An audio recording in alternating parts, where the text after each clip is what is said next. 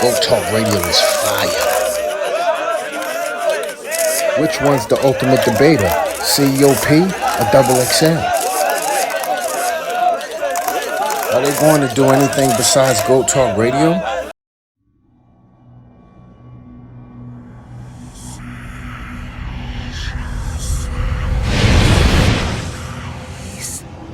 Easy to spot the sheeps when the goats come out.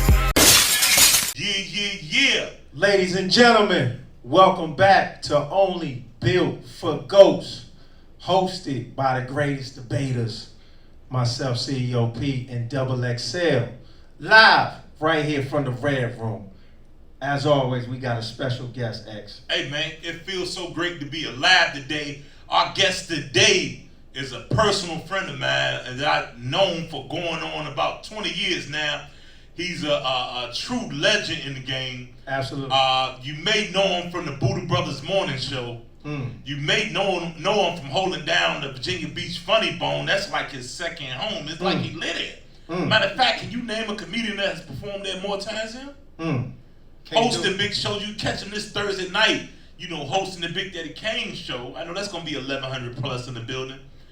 He's on tour right now. He's just doing major big things, man. Y'all give it up for the one, the only, Anguz Black. All the fat people, let me hear you breathe one time. Where all my big people at? Shit, ain't nothing wrong with being big. Claim your fatness. I just found out I was fat. I found out on the chat line. I never seen her. She never seen me. She described how she looked. She said, nah, how you look? I said, I'm dark-skinned, short. She cut me off and said, you fat, ain't you? I like, damn, how you know? She said, you breathing hard as hell. It's dirty workers, it's good black, no artificial flavors, it's good rap, we making moves, they hating that, Anguz Black, what part of the game is that? Anguz Black, what part of the game is that? I ain't heard that. Anguz Black, what part of the game is that? Anguz Black, what part of the game is that? What? Okay, I shouldn't be on my own. What's up, brother? What's happening, dog? Hey, you remember how much fun we had shooting that video, man? Yo, Double XL called me last minute. They just did the video, like it was just like a pop-up.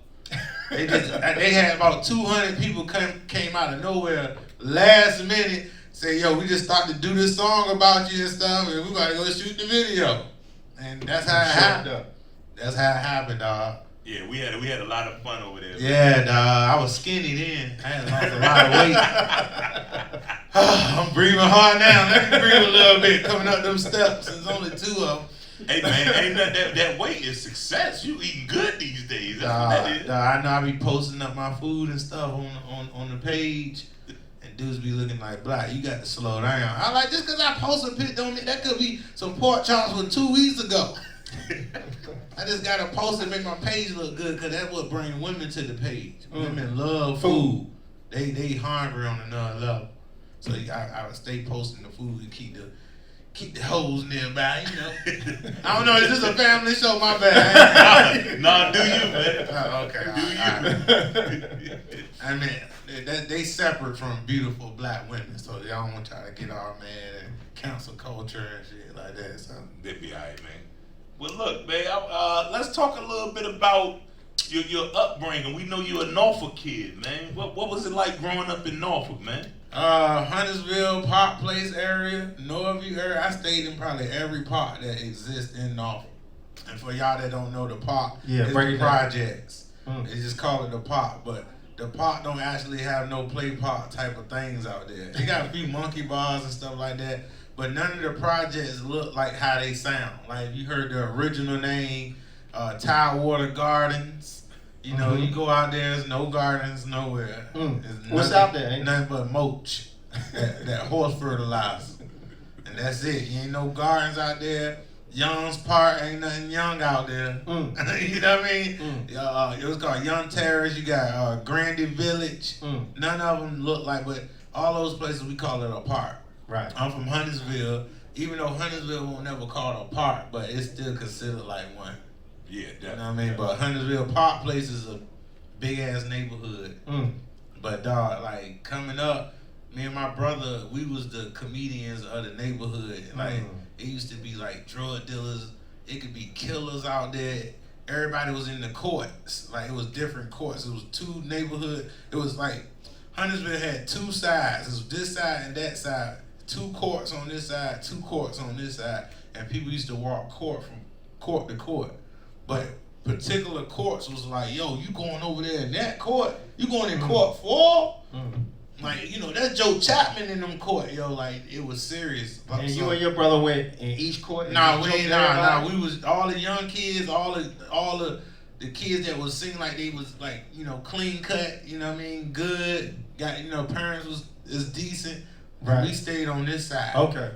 Nobody went on that side like that until you just got the nuts. You know, you had to grow big balls one day, and you get one dude that just be like, yo, I'm about to go on the other side. It's like, what? What? It was like Lion King. Like, you cannot go to the pylons.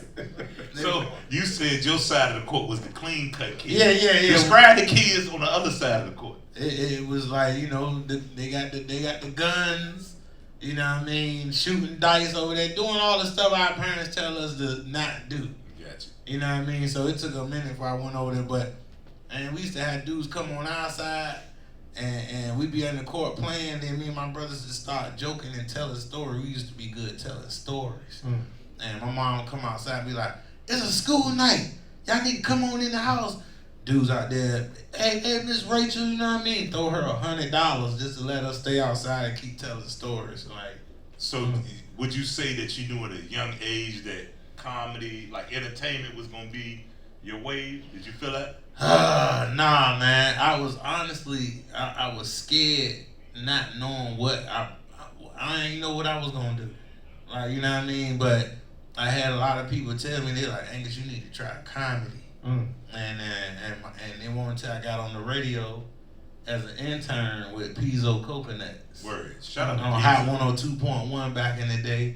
And I was working as an intern for a couple of years, but then Pizzo used to be on me. He was like, yo, you in the stand-up? You be watching all the comedians. I think you need to get up there. I was like, nah, man, I'm funny to you. You know what I mean? But he like, dog, you living with your grandma.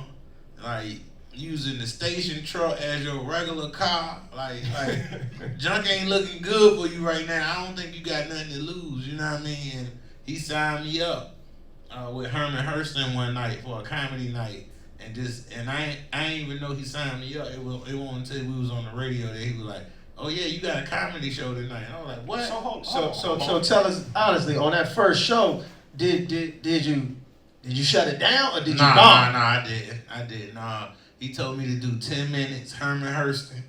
And when he told me to do 10 minutes, I did like 53 minutes on my first time. Man. And like 12 people came out, including Hercules from the radio station. And he was like, you was all over the place. But he said, I could definitely see it coming together. And you should keep at it. Hold on, because I want to make sure we got this story straight. So back then, when you was on air with Pizzo, right, doing the radio show, doing all the characters, you weren't even a comedian yet? Nope. That's bananas. No, I sure won't, dog. Nah, and it won't until Pizzo pushed me, man. And then when I got with Herman Hurston, which Herman was a legend anyway, you know, Supreme Team Morning Show, doing this thing, and he started a lot of the big comedians that you see now. Like, yeah, that's right. Name drop. I'm talking about just Give for us some flowers. I'm just saying for us having like the biggest rooms that was popping and stuff was people like Monique and Samoa and Ricky Smiley and all them. When they came to Virginia, right, you had to check in with Herman Hurston. Facts. Herman was the one bringing everybody, doing his thing then. That's so dope. at that time, Herman. That's before Rob, or Rob had a club? No, Rod still was here. You know what I Okay. mean? Rod still one of the legends of the star in that black Before comedy the funny movement. bone, Yeah, before all of that, yeah. So, yeah, I went on the road with him, and Herm kept it real with me too. And he said this, I'll never forget. He's like, now look here, I'm gonna rape you. Now when he said that, I'm looking like, hey dog, like, nah. He mean it for us. I ain't gonna get paid for a lot of the shows that I do. But right now, I'm going to train and mold you into a comedian, show you the ropes. So getting raped was you might get $25 for a show or something like that. So you getting raked on the money.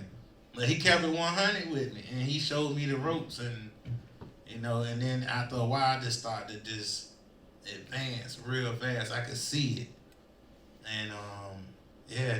And now here it is, 20 plus years later, Still at it. all the comedians I was looking at on TV. Oh, this is my favorite comedian. This is my favorite. Now they in my phone like, hey, Black, I'm in your town. And now it's like, Dope. you got some work going on out there? I'm booking shows. I'm doing everything now. So it's like, I still look back and be like, dang, I can't believe this. Because I ain't know what I was going to be doing. That's crazy. Well, let's stick with you ain't know what you was going to be doing, because I always hear you tell stories about high school and your struggles in high school. Yeah. But you make it funny, man. How was high school for you? High school, man. High school is what made me. Because, for one, I went to like 3 different high schools. I went to Granby High School, went to Northview High School, and then I graduated from an alternative school, Norfolk Preparatory, or they call it Madison. It was a night school at nighttime for students 18 and up. And but before I got to night school, when I was going to Northview High School, I had a guidance counselor named Miss Davenport. I'll never forget that lady. She, to this day, I was trying to go visit her if I can. But she didn't give up on me, man. I'll never forget walking around the track. And, you know, they had pep rallies for the seniors, graduating seniors. All the freshmen, the sophomore, the juniors, everybody on the bleachers already, so they saving the seniors for last. So you got to walk around the track. As the seniors walk around the track, they like that, seniors, woo, woo, everybody going crazy, and I'm dancing with them and stuff. And my guidance counselor, she was standing right there at the bleachers where you got to go up for the seniors. She's standing there with her arms crossed like this. As soon as I walk up, she was like, you know you ain't graduating.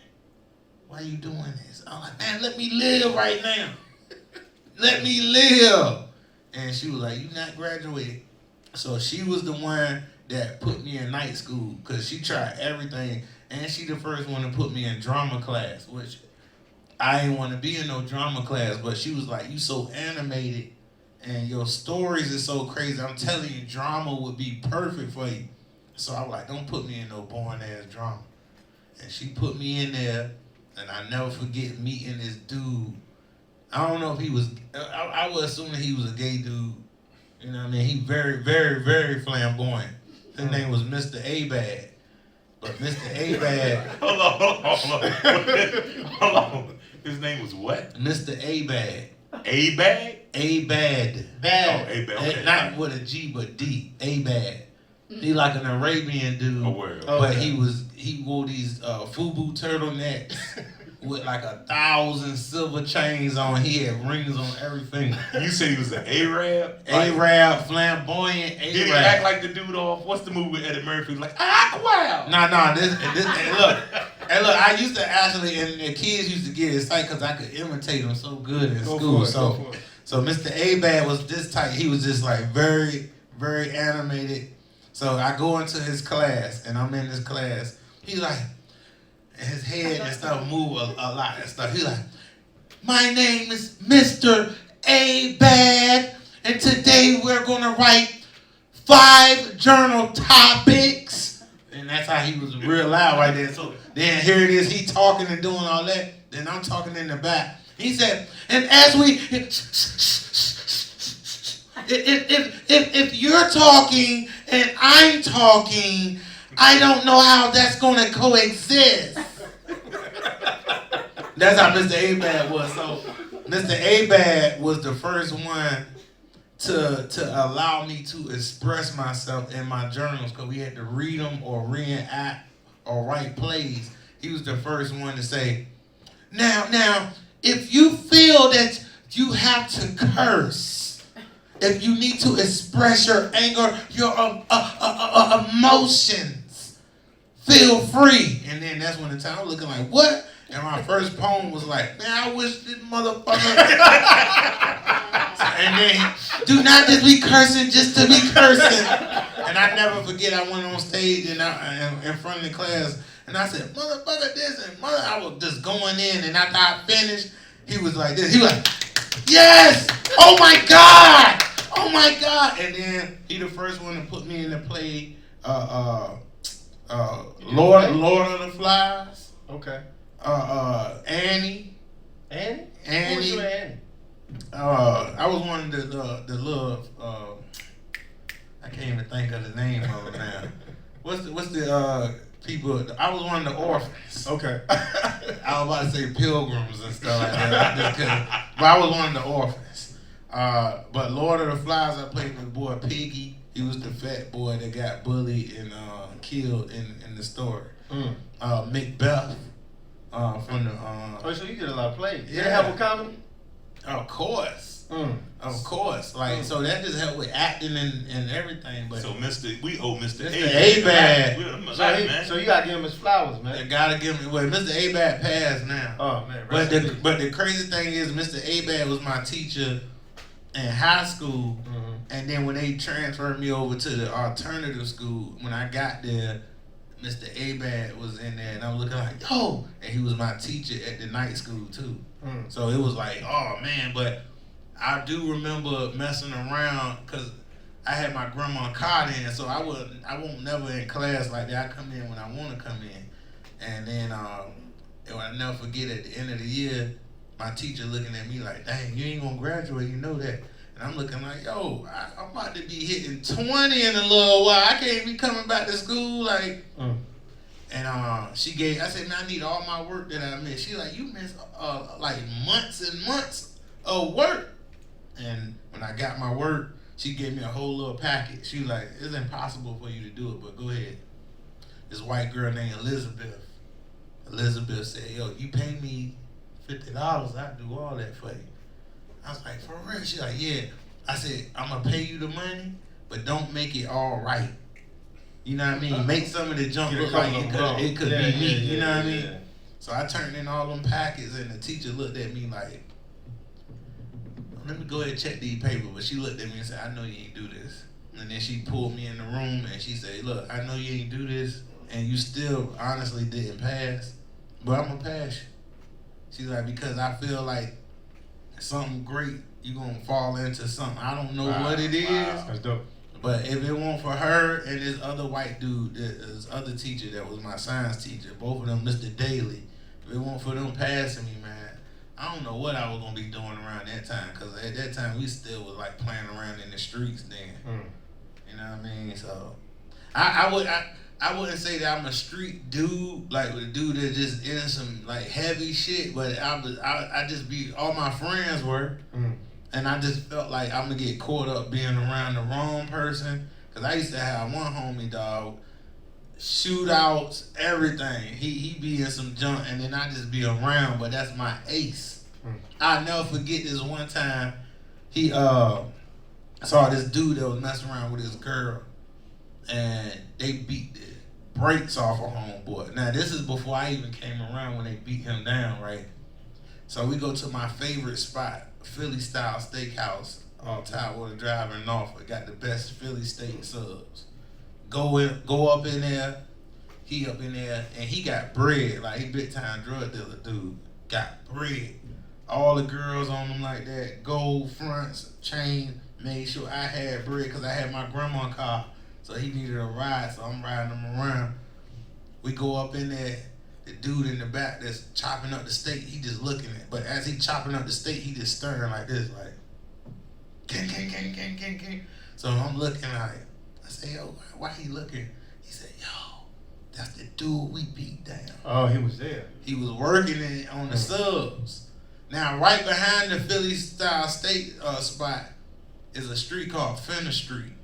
Fenner Street is bad. Ain't that's where Pusha T shot video back. I hope No, well, he shot his song, The Funeral.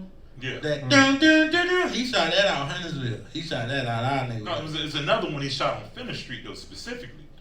This was when Pusha T went solo. He shot Oh, okay, he probably did. Yeah. I don't know. It was one of them Drake disses, I believe. Exodus. Fenner. Well, I want to say he was back there by Molten Pop when he did that one, but I don't remember. You might be right, but Fenner Street was bad. You know what I mean? So I never forget. And then the dude that he beat up was from right behind the spot. He was from Fenner Street. All of a sudden, I just saw a dude get on the telephone. In the back, I'm looking like this. I'm like, oh, he on the phone. I promise you, as soon as our sandwiches came out, it was just this something telling me like, yo, get in the car now. As soon as I got in the car, about 100 dudes come from around the Philly style joint, guns, everything. I just pulled off. Bah, bah, bah. I'm talking about they going. I'm talking about, bruh. I would just been so close. So comedy saved your hold life. on. That's close and dangerous, but the real danger was, did you eat the sandwich? Because something make me feel like he might have R. Kelly'd y'all sandwich. Dog, and that's something I ain't think about, but yeah, I did eat the sandwich. But it would seem like, yo, he definitely did something wrong to it. Like, that's a no-brainer. So I don't know. We probably ate spit. What would you say your style of comedy is, Anguz? I don't know, man. I think I got my own. So somebody coming to an Anguz show, what do they expect to see? You get like conspiracies. What type of conspiracies? I'm into all that. I'm flat Earth, UFOs, Dragon Ball Z type dude. You know what I mean? Like, I'm into watching movies, them putting everything that they put out in front of us. I feel like they give you the answer, because I feel like spiritually wise, the devil got to tell you what he doing. They got to put the truth in front of you to do it. Like, so they do that through movies, is your theory? The movies give you the hints of what's happening and what's gonna happen. Okay. You know what I mean? So like, that's just what I believe. Because I don't believe some people just sit around and just came up with this idea just to be like, yo, I'm gonna make a movie about such and such, such and such, and then you be looking like, you just put this together, just thinking of it. Nah, that don't happen. So you feel like it's a little truth in all of it somewhere. You find the most truth in the biggest lie. So, you know, if I can make the truth like an entertainment, this is why people wouldn't believe in extraterrestrials, because you've seen them your whole life on TV, in cartoons. So actually believing something that look like that is real, nah. But unless you looking through the eye of the devil, he might see creatures like that. That's regular to him. So to even create the characters that they create, I think it's some truth to them. Like, it's little teeny stuff. Like, somebody had just put the meme out on Facebook, but I've been seeing that. When you seen that one about Wolverine mask? I have not. If y'all watch like Marvel, you know Wolverine, right? I know who it is. But his mask look like two Batmans kissing. And next time you look at them, Two Batmans kissing? it look like two Batmans kissing each other. It's just the subliminals of promoting like homosexuality or anything that You they think they trying promote. to push that narrative? Yeah, in the movie Lion King, when Simba had flopped on the little dust, and the dust went into the air, it spelled out the word sex. It's just unnecessary things that happen like that. You go to Taco You paying Bell. attention. Yeah, Taco Bell. The symbol of Taco Bell is really a snake eye. Like, if you go next time you look at a Taco Bell sign, you gonna look at it like, oh my, it's a serpent eye with a 6 around it, representing the 6. I don't get into all that, but how stuff operates out here is that everybody. I think extraterrestrials go off symbolism, and so everything out here got a symbol on it to justify who owns what extraterrestrial race owns what. Like you know, back in the day, like I believe in flat Earth. You know what I mean? I know people see Kyrie and all them talk about this stuff, but it's a good debate. You know what I mean? At the end of the day, nobody know.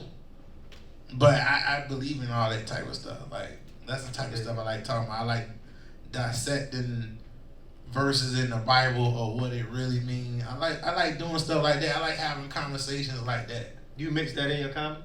Yeah. All the time. I just seen him do it. All the time. Yeah. Like, I got this one joint where I talk about how women was here first over men.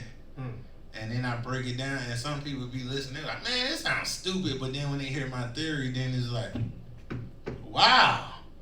Like, scientifically, we all do come from Adam, but spelled Atom in Adam, right?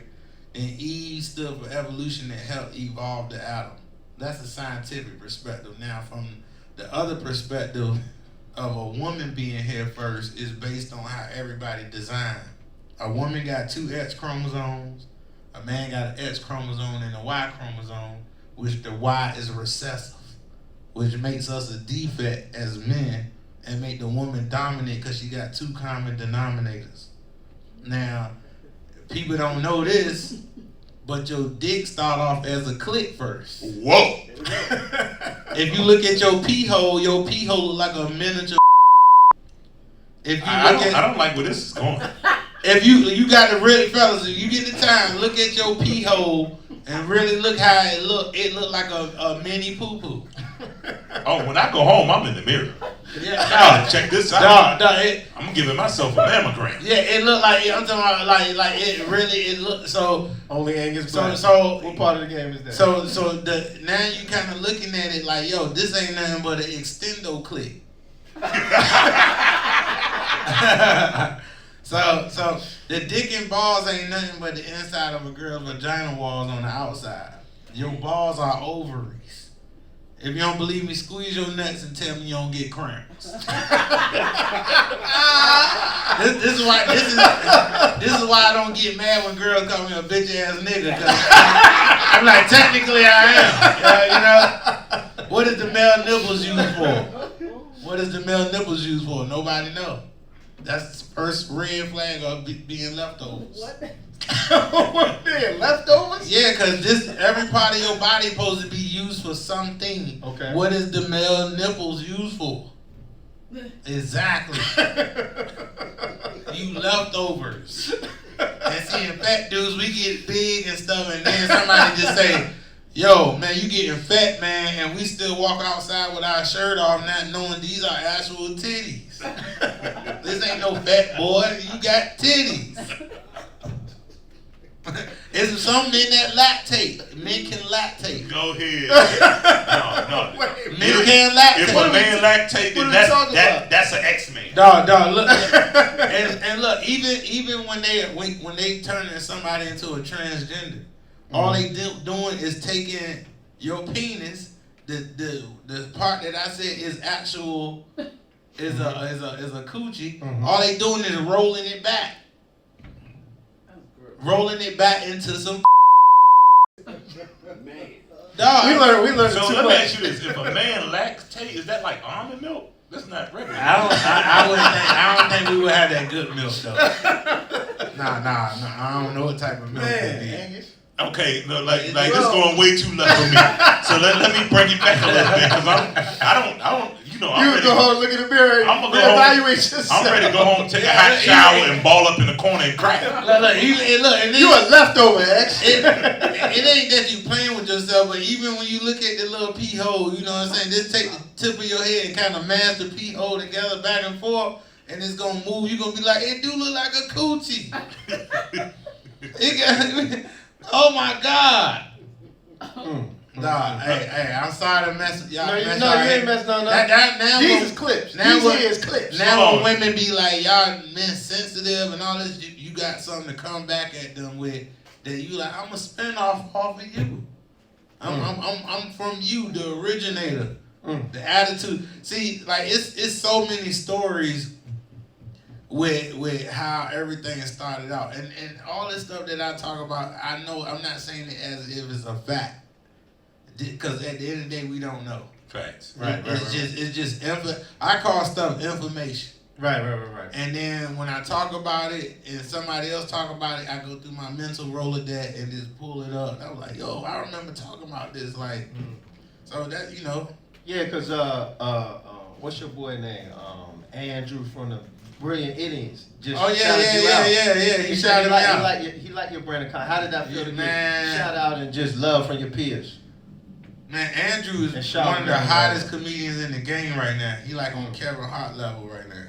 Like he's selling arenas out. And he done shouted me out a few times. Now he put in work, right? Because off mic you said certain comedians just pop up out of nowhere. You have a conspiracy theory. Nah. He put in work. His crowd work is amazing. Like he a monster. Like he the truth. Like it ain't no. He just got lucky and all. No, he's a true comedian. Like for real. So And then some of the greatest in the game have showed you love, from Corey Holcomb to everybody who came through here. Kind of take us through your comedic journey from where you started out to where you at now. How you kind of got there, man. It feel good to Chris Thomas from Rap City. He called me the Prince of Comedy. He just was like, "You are the Prince of Comedy." He said, "I'm gonna go ahead and I call you a king." But you know, he said right now amongst the vets, he was like, "Man, you are amazing." Michael Collier called me. I'm on his podcast all the time. I'm on TK Kirkland podcast all the time. So yeah, Tommy Davidson, a lot of these people, man, it just still be amazing that I call and have conversations with them. Probably one of the biggest ones is riding around with Dick Gregory for a few years. Like, Oh man, you gotta tell us about that. that right there. Now Dick Gregory is the one. As far as the supernatural, like he showed me some stuff that I seen in person that it was like, oh okay, like he really big on numbers. Mm-hmm. He was like, dog, numbers are everything. He said, make sure if you have kids that they learn math and science. Everything else is memory-based bullshit. But he said, let me show you how the numbers in the universe work. So he said, yo, when is your birthday? I like June 19th. He said, you were born on Juneteenth. I like, yeah. He said, oh, you were chosen when you were Gemini. He said, y'all Geminis are, and I ain't get into astrology until I met Dick Gregory. And he's like, oh, you're a chosen one. He said, Geminis, y'all are messengers. Y'all get information even when you're not trying, and it could be overwhelming. I'm sitting there like, oh my God, bro. Like, I be wanting to know so much stuff. And sometimes I feel like I know stuff without actually researching. It just be there. So he's like, all right, let me show you this. And then he like turned away from me. He was like, 1981, 19, that's 10, 81, that's 9, 4 letters in June, 1, 2, 3, 4, that's 4. It seemed like he wasn't talking to me or even noticed that I was in the car. Then out of nowhere, he just looked at me. He said, pretty good guy, stayed with your grandma, pretty much a couch type of nigga. Your wife did you wrong. Had 2 abortions in your lifetime. Neither one of them was your choice. I'm talking about telling me my life verbatim. Man. And I'm just sitting here with my mouth open looking like, wow. So Just off of your birthday. off of my birthday. Now, true story. And you can call him too, because you know my homeboy Peso. Peso Dollar. Yeah, shout out to Peso. So Peso can tell you this is true. I brought Dick Gregory back a second time to Virginia. And this time Peso was like, man, I'm going with you to go pick up Dick Gregory. Or Dick Gregory coming in at the train station in Newport News. I had to pick him up. Soon as I told Peso, I said, he gonna ask you your birthday and all that stuff too when you meet him. So right before we left Peso house, Peso dad was in there. His dad was like, that ceiling is swelling up and you better hurry and get it fixed for that water come crashing through. He's like, all right, I'm going to get to that. So we leave to go pick up Dick Gregory. Dick Gregory, he chopping it up, having conversation. Then he look at Peso in the back. Ask him what his birthday is. Give him the whole rundown. And Peso looking like, wow. And he said, oh yeah, one more thing. You need to get that ceiling fixed. Oh, for that water come in, and me and him looked at each other. I was like, "Oh my God!" Like sharp, dog. And I just watched Dick Gregory documentary. And he was big on having his kids walk on grass every day. You gotta stay connected to the earth, and which I have lost contact with the earth like that because I had the type of grandma you always keep socks on. Right. Don't walk around barefooted. But I don't walk on the grass, so the last time I tried to walk on the grass, it felt like glass sticking in my feet. Like, It might have been glass. Yeah, no. You was in Hunterville? No, I wasn't. No, I wasn't in Huntersville. It would have been Moach if anything. But Now, let me ask you this, because you was once a part of the legendary Buddha Brothers morning show, man. Yeah, that was what? crazy. Talk to us about that whole experience, man. And did they rape you? Because they were playing. Never mind, we're gonna get into that. Oh no! oh yeah! Nah, yeah, that's crazy. But nah, real quick, I met the Buddha Brothers when I was in the 6th grade. They came to my school, Ruffin Middle School, and I remember DJ Law, Bit B, Phil Nelson, John, was it John, not Johnny Blaze, Ronnie Blaze. Ronnie Blaze. It was one more other person. All of them signed my shirt. But I'll never forget looking at the Buddha Brothers and like, I want to be a Buddha Brother. So fast forward from 6th grade, they shut down Hot 102.1. Mm-hmm. It's just 103 Jamz left now, right? Mm-hmm. I'm staying with my girl. We about to move to Atlanta. Soon as, now, just to rewind a little bit, it was another person, a Buddha brother named Mike Lord. Yes, Rest in peace. Mike Lord, right? Mike Lord said he wanted to do comedy. He reached out to me. He was like, yo, I heard you that dude. You know what I mean? I want to get on stage. Funny Bone Wednesday nights was iconic. Like, you couldn't even get in there. Like, it was so packed every single Wednesday that we had to turn like 200 people away, like on a regular. So here it is, Mike Lord finally get on stage. I gave him some tips. Mike Lord would get booed every now and then though. But Mike Lord the type when they start booing him, Mike Lord would jump out there in the crowd to go fight somebody too. Like, so it was like, yo, you can't do that, dog. You know what I mean? This comedy, like. So I'll never forget. One more night, we was all at the Funny Bone, and then when we left, we was all going to Luxury Brown. Mike Lord said he was going home. He said he was tired or whatever. So next thing you know, it was not until like 5 hours later I got a call. They telling me Mike Lord had passed the same night. So here it is. I'm about to move to Atlanta with my girl, and then DJ Law called me up out of nowhere. It's like, yo, Mike Lord told us a lot about you, said you funny, and it just seemed like that to replace Mike Lord, because DJ Law was like, I don't rock with a lot of people and it's hard to impress me, but he talked about you on a regular. So I just want to see if you interested in being a Buddha brother. Wow. And I'm sitting here looking like, Your dream connected. Like you showing that 6th love to grade. Mike. Nah, this is the most craziest part. I still had the shirt that they signed That's crazy. from 6th grade. So here it is now. He telling me, offering me a job, and we got the U-Haul packed up, ready to go to Atlanta. And I'm literally to the point where I told her I gotta take my stuff off the truck. She like, huh? I got opportunity. I got an opportunity. She like, you can do that in Atlanta. I like, nah, Atlanta got a lot of people down there. There's a lot of competition. I'm already making a staple here, so get on the radio with DJ Law, and that whole transition, how everything came together And with this. it took off, man. How'd you come up with what part of the game is that? DJ Law, he told me I ain't had no time. He was like, yo, one thing that everybody come on the radio need to have is a signature. Something that people know you for. So I'm thinking like, from Hot 102.1, Pizzo, he had the coconut call. Hercules had his closing out. Everybody, when they signed off, they had a saying or something that they known for.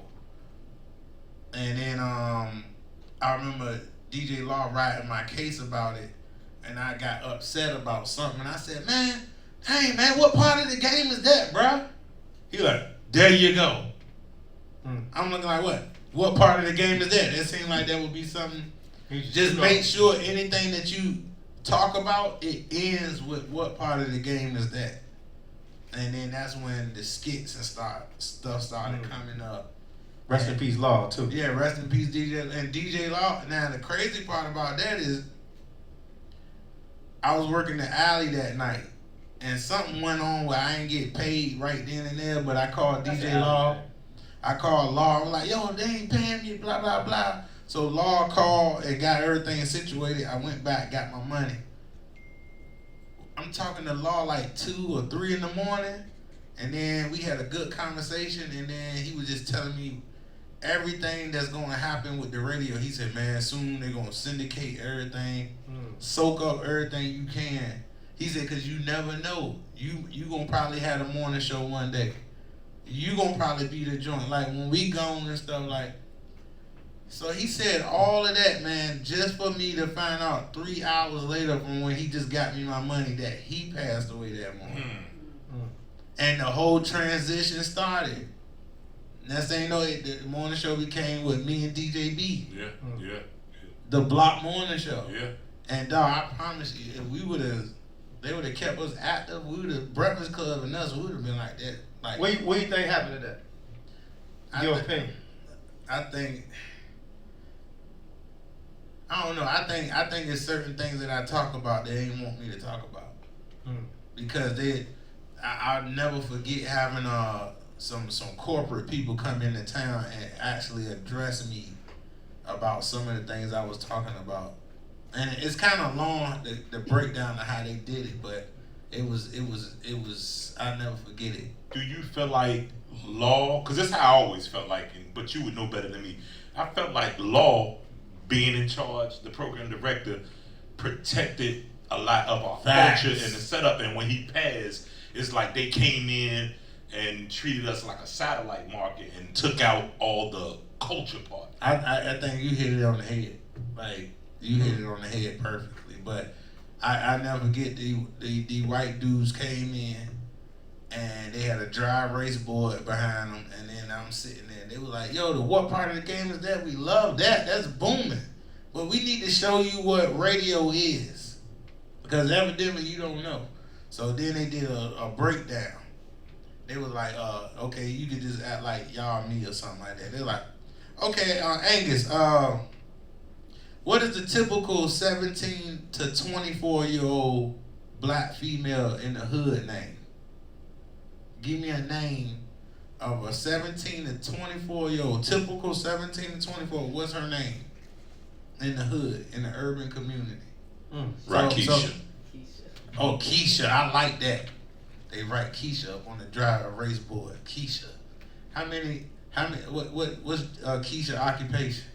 What's the typical job of a Keisha 17 to 24-year-old in the urban community? She's She do hair. They writing all this. What's the diet nurses called? Not the real nurses. LPN. Yeah. She a nurse. She do hair.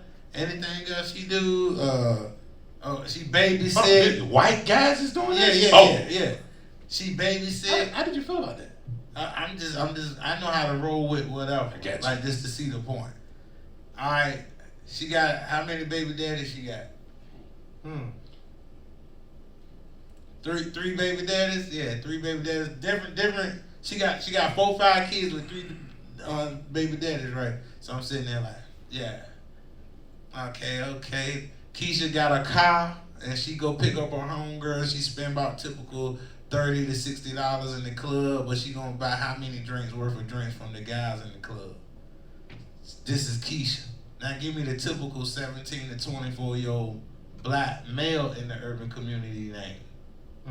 Man, I like that. Man. What man do? Barbershop, shipyard, don't got no car, but he got all the Jordans. Oh, man. This man. So, Angus, this is what I'm trying to show you. That the viewers that we are catering to and that we want that's listening to the radio is 17 to 24-year-old Keisha and Man. Imagine the whole world is Keisha and Man listening to you. So let me ask you this. Do you think Keisha and Man, I want your honest opinion, do you think they want to hear about politics? No, but that's what, nah, they don't want to hear that. They want to hear about religion? Nah. What they want to hear about? When Gucci Mane coming home. Did Boosie do another party, hood party? How many shootings was at this club? This is what Keisha and Man. So Angus, if you know that Keisha and Man don't want to hear nothing that you saying, before you crack that mic in the morning and say anything, remember Keisha and Man is listening. And if you feel they don't want to hear what's about to come out your mouth, don't say it. So hold on, let me get this straight. 2 white guys. Nah, it was 5 white guys. 5 white guys told He was outnumbered. a dude from the hood what people from the hood wanted to hear. So this is the same thing as like watching BET, where a bunch of white folks bought the network and they're playing stuff on BET based on what they think you want to watch, what black folks want to watch. We think they want to see Belly every night. What you saying is so deep though, because what they feel, they're looking at it from a surface. Yes, these are things that 17 to 24-year-olds want to hear, but once they buy into you, they want to hear whatever you got to say. We seen it happen with Jay. We seen it happen to Nas, where they switch up what they talking about, and we fans. So when they started to talk about new things, we started to expand our mag. More recently, Charlamagne with the mental health. Yeah. So what they told you was completely wrong. And it was wrong, but this is how this is how it's designed. So this takes me right back to the Bible stuff, where Satan in heaven was the music director. He was in charge of the entertainment. That's what Satan's job was in heaven. That's deep. So it only makes sense, like when you listening to the radio, the songs that you hate, you just be like, this song trash. But if we play it over and over and over and over, and then you just keep hearing it, it's just in there now. Even though you hate it, you can't help but sing it now. It's called programming. Back to your regular scheduled programming. Now this is where I say that they gotta put the truth right in front of you. They're telling you what they're doing to you, and you're not even catching it. We're programming you. It's just like watching them infomercials, and then at the end it got the little bold letters, and then some dude like, and he talking so fast. Technically, he gave you the disclaimer about the product that you buying, but you ain't see that little bold print, and you ain't hearing nothing of the junk he said. Let me that's deep, brother. Let me ask you this, because one thing I know about Anguz Black is a true hip hop fan. I know you love the music, you love the culture. We've been sometimes we just talk hip hop, and I want to say thank you, because you when I was out here doing music, I know you was a personal fan of my music, and you said my names in a lot of rooms that allowed me to move and maneuver and get to know people. First of all, I want to say I appreciate that. All day. But what we like to do here on Goat Talk is talk about the goats, man. I want to start with the comedians, though. Can we start there? Yeah, we can start with comedians. Where you want to go, X? Top 5, top 10? It's top 5, because we run out of time, and we got to get this top 5, Angus. Your top 5 comedians all time. These are the goats. Dead or alive. Well, you do dead or alive. I'm just saying. No, it's hard. That's hard. It's hard. You want to do current goats? I'm talking about who served the test of the time, man? Still can go to this day. Still active. Top 5. Top 5 alive. Goats. Yeah. Still get into it. Okay, this is not in order. Nah, no, we don't need an order. Don't feel the pressure. Don't think about who's in your phone, Angus. Still Dave Chappelle. Okay. I like Bill Burr. Okay. Godfrey done moved up. Godfrey moved up. Godfrey, that's the one that was backpedaling on T.I. got on? The one on Soul Planes, when he was one of the pilots. He was like, I think that's the one T.I. I think had an issue with. He the one that was like, he was like, he said, my name is Gay Man, not like two Gay Man. Fuck it. Yeah, we talking the same person. Yeah, Godfrey. You got 2 more left. Top 5, let's go. Andrew Schultz. That's my guy. That's my guy. Yeah. Number 5. Damn, that's hard, dog. Now, when I say comedian, are you thinking stand up? Oh yeah, Corey Holcomb. Funny? Definitely Corey Holcomb. Okay. Well, let's do it like this. this. It ain't because I'm on the road with him. Corey just that dude. Yeah. Instead of the 5, just shot just names of people you feel like are goats in the comedy game. Yeah. Now these is GOATs, Anguz. Greatest of all time. It's Kevin. Dead or alive. No Kevin? You gotta put Kevin out there. Okay. You gotta put Kevin out there. Kevin, one of my favorites still just hands down, Red Fox. Okay. Yeah. Okay. Red Fox just different. He different. He was the first player, iced out range jury. Okay. He the first Fact. one. Yeah. Fact. You putting Bill in there, or did the pill affect your decision? Nah, the Bill definitely ain't. But Bill's still not in my top. I don't know if it's cause Bill still was funny, clean. Cause it's him and Sinbad. Yeah. They was the clean, funniest as clean. But nah, Bill's still not in my top. Regardless, he still was funny. Robin Harris. Oh, rest in peace. Yeah. Robin Harris, Red Fox.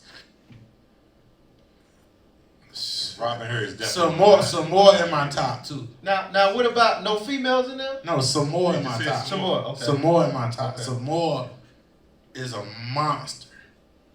Monster. For what she write, how she write. How you feel about Monique? Monique, that's auntie right there. That's auntie. Okay. You ain't gonna touch that one, huh? What you talking about for the situation or just in general? As far Just as in general. comedian? Like she went at DL too. Yeah, this man. That What's going on in comedian families? I know the comedian world. Yeah. That Joe was coming at Kev when he had the top. How you feel about that stuff? Coming at who? Kev. Who coming at Kev? Several people did. You know, Mike Epps had a little riff with him, and Cat Williams. Man, I will say this. Michael Blackston. I don't think people know how much drama do go on in stand up. That's what I was about Come to on, say. That's comedy. That's the comedy That's what we word. want, though. Yeah, What's that? Like dudes. Divas? Nah, it ain't divas. There's a lot of dudes. There's a lot of comedians that like regular street dudes. Like you got more dudes that came from prison. You got comedians that be sleeping in their car outside before the show because that's where they sleep at. That's their house. Like you got more, I guess the word down there, mentally ill people with mental illnesses and stuff. Like it exists on another level in comedy. I think comedy probably got more street niggas than rappers. For real. Really? Yeah. How you feel about T.I. doing comedy? T.I. always been in the mix of comedy. He always been in the mix of being around stand-up Like comedians. Throwing shows. He done a lot for comedians in general in the Atlanta area. But I say anybody can try it, but it's just where you start at. I think they threw him, he came straight to the league. You know what I mean? Without going through those type of, you gotta build your way up. And in today's time, it's different now. Like me, I book shows. I book all kinds of shows, but I give the people what they want. Now, when I give them a good quality Have show, you ever booked Nick Cannon? Nah, I ain't never booked Nick Cannon. How you feel about him as a comedian? I'm talking Nick Cannon as a comedian, if he a comedian or not. Nick Cannon He's just a guy. is technically, he would be considered one of the GOATs based on how many people he put on. Wow, no, yeah. He put on a lot of everybody went through Nick Cannon some way, somehow. They've been in his movies. No matter what you want to say about Nick, he don't put people on. Well, let me ask you this. All that comedy talk, cool, but we got to get back to this hip hop. I'm not letting it go. Oh yeah, true. What you got? Who you listening to? Who your guys? Who them top guys in hip hop to you, man?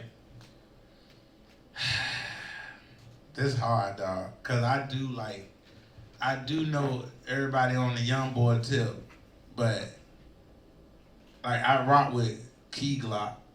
Okay. That's Dolph homeboy, right? Yeah. Yeah. Thanks, don't know that. Don't worry about it. Yeah, he gave me that look like. He gave me that. Is that how you get in the house? Temptation look like. Look, young whippersnappers. I like Key Glock. I like.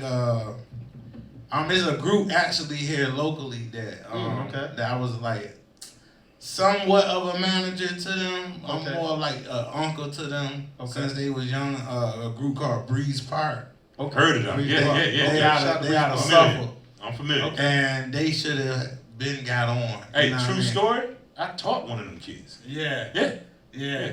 Dog, y'all get time, look him up. Right now, the dude is Cameron Parker. He one of the boys from the group. Is like That's four the one I taught.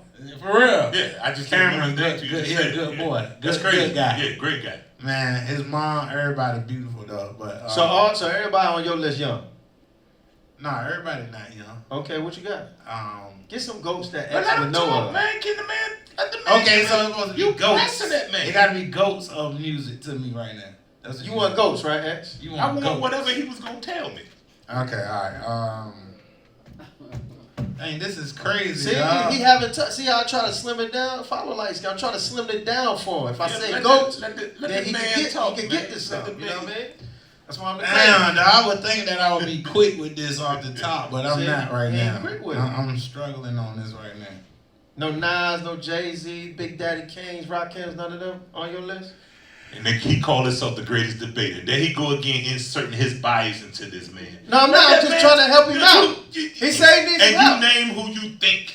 No, He said I'm Key just trying Glock. to get What would make you I bring thought y'all Jay-Z just up talking in a about- Key Glock conversation? I thought y'all was just talking about in general who I listen to. Oh, is that what you I said? I ain't know that y'all was saying who do I think my hip hop goats are. Greatest of all time, man. Greatest of all time. To you. Okay, all right. There you go. Kendrick Lamar. Boom. Kendrick Lamar hands down. That dude he's Gemini, of course. Yeah, yeah. I don't know. It's like I like Jay, but I'm not. Jay-Z fan. I don't know what it is, but he's a goat. He's definitely a goat. Right. But I just never been like I'm not a big Drake fan. I don't buy Drake albums. Whoa. I knew that Whoa. light skin was gonna kick Whoa, in. whoa, Eventually, you know, right? I mean, you do date women. I mean, you got to play something when they get in the car. Nah, I outside of what come on the radio and stuff, I don't really like DMX is my dude. How you feel about that, X?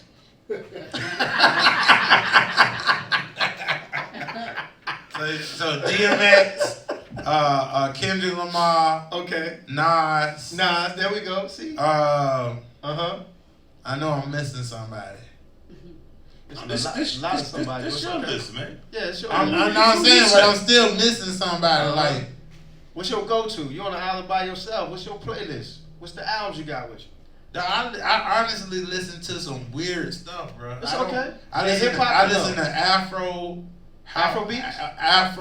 African South African music. Like That's what's up. I call it African reggae. Yeah, no, well, it's That's more like Afrobeat. it's more like house music. Yeah. You know, I like house music. Okay. Okay. African house music sounds smooth as hell, but. Okay. Well, let me do this, man, because we about to get out in a minute, but Hey, I I want to got make sure one you got time comedian to shout question out. before he leave. Can I get one more in? Just sure, one babe. more. You know, You he got gotta, six he more gotta go. months. He gotta go to school tomorrow. Just one more. I know you do. Just the last one. You know, there's been a situation, Will Smith, Chris Rock, and somebody run up on Angus Black, what's going to happen? What part of the game is going to happen? What part of the game is that? Then you can give you a shout out. I'm definitely not just gonna let him smack him.